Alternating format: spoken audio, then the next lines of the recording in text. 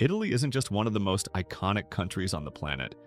It's timeless, enchanting, and shaped by centuries. And in 2025, it's offering travelers even more. We're talking rolling vineyards, cliffside villages, rooftop cathedrals, ancient ruins frozen in time, and coastal escapes that look like they were pulled from a dream. But here's the thing most tourists get wrong. They only scratch the surface. They do Rome, Venice, maybe Florence, eat a quick plate of pasta, snap a few photos, and they miss the magic hiding just beyond the obvious. Italy has layers. Whether you're chasing art, history, food, or landscapes that make your heart skip a beat, there are experiences here in 2025 you won't find in any guidebook. In this video, I'm breaking down the 15 best things you absolutely need to do in Italy. From legendary icons to hidden gems and once-in-a-lifetime moments that even seasoned travelers overlook. If you're planning a trip to Italy this year, this list is going to change everything. Walking into the Colosseum isn't just stepping into an ancient ruin. It's stepping into a living monument. You pass under towering arches, run your hands along rough stone, and stand in the arena where gladiators once fought, emperors once ruled, and crowds roared loud enough to shake the earth. The walls seem to breathe with history. The underground chambers whisper of long-lost spectacles, and the scale of it all feels almost surreal. But right next door lies something equally powerful: the Roman Forum. Once the heart of the empire, this open-air site is scattered with broken temples, crumbling columns, and stone roads that once carried senators, soldiers, and everyday Romans. Without a guide or audio tour, it can feel like just a pile of rocks. But when you know the stories, the whole place comes alive. Plan to go early or late in the day, when the sunlight turns everything gold and the crowds thin out. Wear good shoes. Ancient paving stones are no joke. And give yourself time to wander, pause, and really imagine. And when you've walked through ancient glory, get ready for a fountain said to hold the power to pull you back to Rome itself. Trevi Fountain is a place that lives up to the hype. The sculptures are pure drama. Neptune's horses thrashing through marble waves, tritons blowing conch shells, and water spilling into the pool below with a roar that fills the square. You join the crowd, toss a coin over your shoulder, and join millions of travelers in the promise that you'll return to Rome one day. But don't stop there. A short stroll away is Piazza Navona, one of Rome's most beautiful and historic public spaces. Once an ancient stadium, it's now home to Baroque fountains, street artists sketching portraits, cafes spilling onto the cobblestones, and musicians playing under the stars. Here's the tip locals know: avoid the restaurants right on the square. They're touristy and overpriced. Slip into one of the side streets where tiny trattorias serve pasta dishes made with love, not marketing. Slow down, let the golden light wash over the piazza, and breathe in the scent of fresh basil and wood-fired pizza drifting through the evening air. This is Rome at its most relaxed, most magical, and most human. Now, before we jump into the next activity, the one that might actually make you start searching for flights, don't forget to hit that subscribe button if Italy is even remotely on your 2025 bucket list. And now, from grand piazzas to quiet cliffs, welcome to the coast. Cinque Terre is a stretch of 5 tiny fishing villages, clinging to cliffs above the turquoise Ligurian Sea. The houses are painted in pastel shades, the boats bob in tiny harbors, and the narrow streets wind through hillsides thick with lemon trees and vines. The magic moment? Sunset. Grab a seat on the rocks in Vernazza or a seaside cafe in Manarola. Order a glass of local red wine and watch as the sky melts into pink, orange, and gold.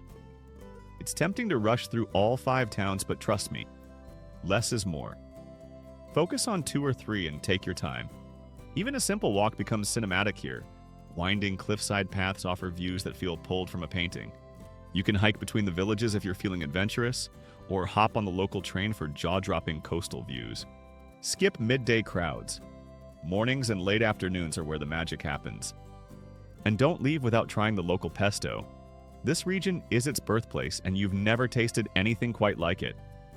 But when the colors fade and the flavors settle, Italy reveals something quieter. And far, far older. Hidden in the cliffs of southern Italy lies a city like no other, where ancient caves and stone stairways tell stories older than history books. Matera is one of the oldest continuously inhabited places on Earth. For over 9,000 years, people have carved homes, churches, and entire neighborhoods into the limestone, creating a city that feels more like a dream than reality. Wander the Sassi, the ancient cave districts, and you'll pass quiet courtyards, stone steps, and homes that glow gold in the evening light. No cars, no crowds, just footsteps echoing off limestone walls and a sense that time here moves differently.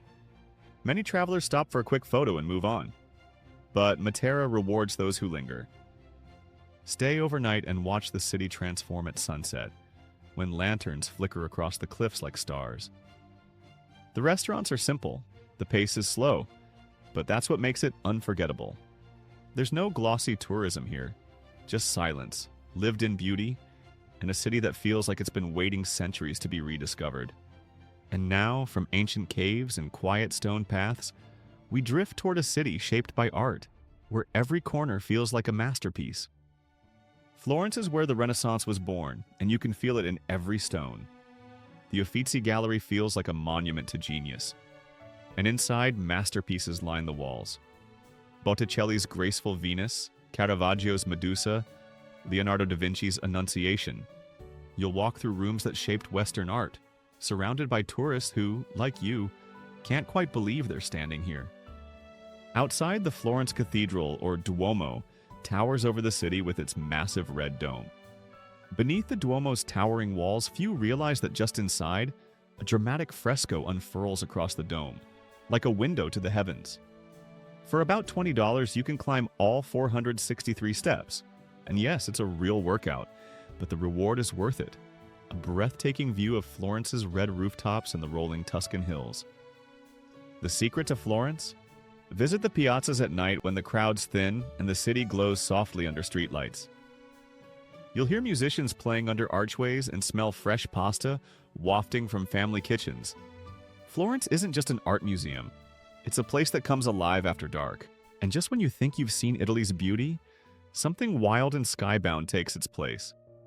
In Italy's far north, the Dolomites rise like jagged teeth. Dramatic, snow-dusted, and breathtakingly beautiful. This is a paradise for hikers, photographers, and anyone who loves wide-open landscapes. One of the most iconic spots is Lago di Braies, a glacial lake with water so turquoise it looks unreal. It's one of the most photographed lakes in Europe, especially at dawn, when the still water mirrors the mountains like a dream. You can rent a wooden rowboat, circle the lake on foot, or just sit on the shore and soak in the towering peaks reflected in the still water. For serious hikers, head to Seceda, where a panoramic ridgeline offers 360-degree views over rolling meadows, sharp crags, and distant valleys. The trails here are well marked, but weather can change quickly, so dress in layers and bring good boots. The best part? Even if you're not into hardcore hiking, many of the most beautiful viewpoints are accessible by cable car. And trust me, the Dolomites at sunrise or sunset are pure magic when the pale stone turns pink and gold under the shifting light. Next, we trade mountain peaks for rolling vineyards, where time stretches and every road invites you to linger. Tuscany isn't just a region, it's a mood, a postcard, a dream come true. Imagine winding roads lined with cypress trees, golden fields stretching to the horizon, and hilltop towns where time seems to stand still. The Val d'Orcia, a UNESCO World Heritage Site, is Tuscany at its most photogenic. Start in Montepulciano, a medieval town famous for its Vino Nobile wines. Wander its cobblestone streets, stop in family-run wine cellars, and enjoy sweeping views over vineyards and olive groves. Rent a car and explore the countryside. Rolling hills, sunflower fields, and tiny villages where you can stop for a plate of fresh pecorino cheese and honey. The key here? Don't rush. Tuscany rewards slow travelers, the ones who pull over for a photo, a coffee, or a spontaneous wine tasting at a farmhouse. And when you've had your fill of rolling hills, we head next to the sea, to one of Italy's most glamorous and jaw-dropping coastal destinations. The Amalfi coast is pure drama. Sheer cliffs dropping into the sea, pastel-colored villages clinging to the rocks, and roads that twist like ribbons along the coastline. But here's the secret. The best way to see it isn't by car, it's by boat. Hop on a ferry or hire a small private boat, and you'll glide past Positano's cascading houses, Amalfi's grand cathedral, and Ravello's breathtaking terraces. From the water, the coastline looks like something out of a dream. Sun-bleached, impossibly vertical, and shimmering with light. Plan ahead, especially in summer when crowds pack the narrow roads. And if you can, book a sunset cruise. The sight of the cliffs glowing gold as the sun dips behind the horizon is unforgettable. Bring a hat, sunscreen, and a camera. You'll want to capture every moment. This isn't just sightseeing, it's a memory you'll carry long after you leave. And speaking of memories, next we dive into the past, to the shadow of a volcano and a city sealed beneath the ash. Pompeii is one of the world's most haunting archaeological sites, a city frozen in time by disaster. In 79 AD, Mount Vesuvius erupted, burying Pompeii under ash and preserving its homes, streets, and even wall paintings almost perfectly. Walking through Pompeii today, you'll see bakeries with ancient ovens, frescoes that still glow with color, and plaster casts of victims caught in their final moments. It's eerie, powerful, and unforgettable, a window into daily life 2,000 years ago. Plan to spend at least half a day exploring and wear good shoes. The site is huge with uneven stones and open pathways. Hire a guide or join a small group tour to truly understand what you're seeing. Otherwise, it's easy to miss the hidden stories behind the ruins. And here's a tip. Go early or late to avoid the blazing midday sun. Standing under the shadow of Vesuvius, you'll feel the weight of history pressing close. From ancient ruins, we drift toward a city of canals, where every sunset feels like a dream. Venice is a city like no other, a place where canals replace streets, boats replace cars, and every corner feels like a painting come to life. There's no better way to experience it than from the Grand Canal, the city's watery main artery, lined with centuries-old palazzos, domed churches, and bustling markets. You don't need a pricey private gondola, though they're iconic. For just a few euros, hop on a Vaporetto, Venice's public water bus, and glide along the canal as the sun begins to set. The best time?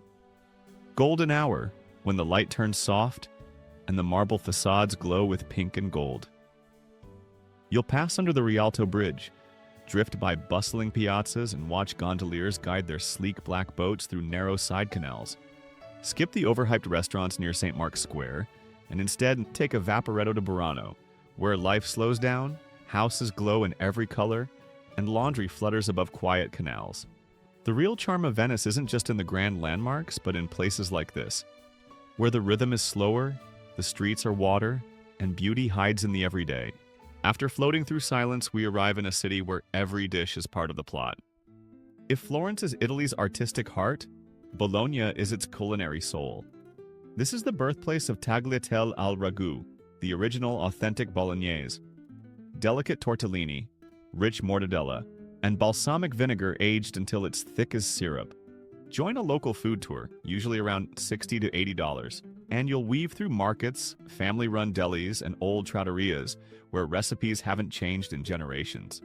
You'll taste cheeses aged to perfection, sip wines that never leave the region, and bite into handmade pasta that practically melts in your mouth. It's easy to settle for tourist menus, but Bologna rewards the curious.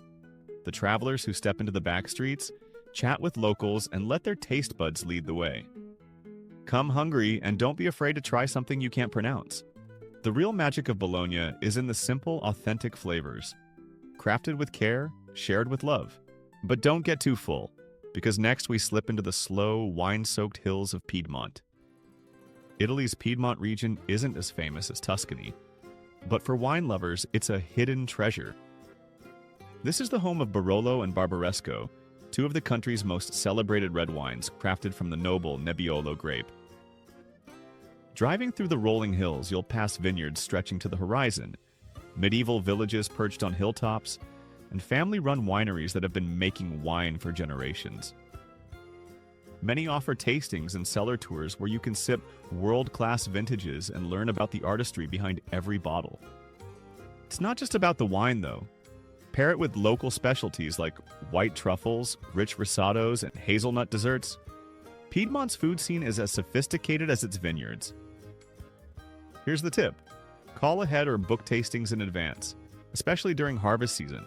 And if you're not driving, consider joining a local wine tour so you can sip freely and soak in the experience without worrying about the road. From vineyard elegance, we head next to one of Italy's quirkiest and most famous landmarks, the Tower That Leans. The Leaning Tower of Pisa is one of Italy's most iconic sights. And yes, it really does lean more dramatically in person than you'd expect. But beyond the classic holding up the tower photo, there's more here to explore.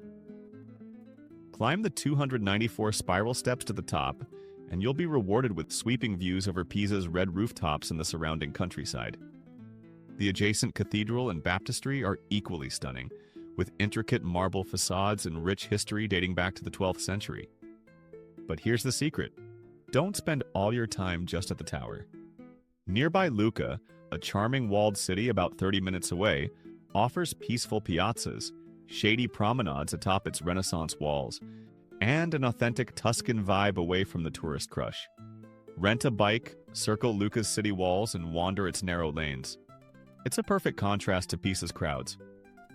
Together, these two stops give you both the postcard moment and the hidden gem. Next, we head north to one of Italy's most glamorous lakeside escapes, where mountains, villas, and luxury blend in perfect harmony. Lake Como is where Italian elegance meets natural beauty. Picture deep blue waters framed by snow-capped mountains, grand villas lining the shore, and charming towns where cobblestone alleys lead down to the water. The most famous stop is Bellagio, often called the Pearl of the Lake, with its manicured gardens, upscale boutiques, and jaw-dropping lake views. Varenna, just across the water, offers a quieter, more romantic vibe, with pastel houses and lakeside cafes, perfect for sipping an espresso as boats glide past. You can explore by ferry, hopping between towns, or simply settle in one spot and enjoy the relaxed, luxurious atmosphere. Summer is peak season, but spring and fall offer a more peaceful experience with fewer crowds. And don't miss the local cuisine. Fresh lake fish, risottos, and Lombard specialties that pair perfectly with regional wines. Lake Como isn't just a destination, it's an experience, one you'll dream about long after you've gone home. And now we finish with a final, unforgettable stop. Italy's fashion and design capital, where old-world charm meets cutting-edge style. Milan is a city of contrasts. Ancient churches sit next to sleek glass skyscrapers, and centuries-old traditions blend with cutting-edge fashion and design. Start at the Duomo, a Gothic masterpiece with spires, statues, and gargoyles that rise like a stone forest into the sky. Climb to the rooftop, and you'll walk among the spires themselves, with panoramic views over Milan's skyline. Nearby, the Galleria Vittorio Emanuele II is a shopping arcade like no other. Mosaic floors, arched glass ceilings, and some of the most luxurious boutiques in the world. Even if you're not buying, it's worth a stroll just to admire the architecture and watch the stylish locals pass by. For art lovers, Milan is home to Da Vinci's The Last Supper, but book months in advance as tickets are limited. And when night falls, dive into Milan's vibrant aperitivo scene, where cocktails and snacks flow as the city lights up. Italy may be filled with old-world wonders, but in Milan you'll feel the pulse of a country always looking forward. Italy isn't just a destination, it's a feeling that stays with you. From ancient ruins to quiet villages, from every bite of pasta to every sunset over the sea, it's a place that keeps calling you back. So if you're dreaming of a journey filled with beauty, history, and unforgettable moments, start planning. Because Italy is waiting. Don't forget to subscribe for more travel guides that help you see the world differently.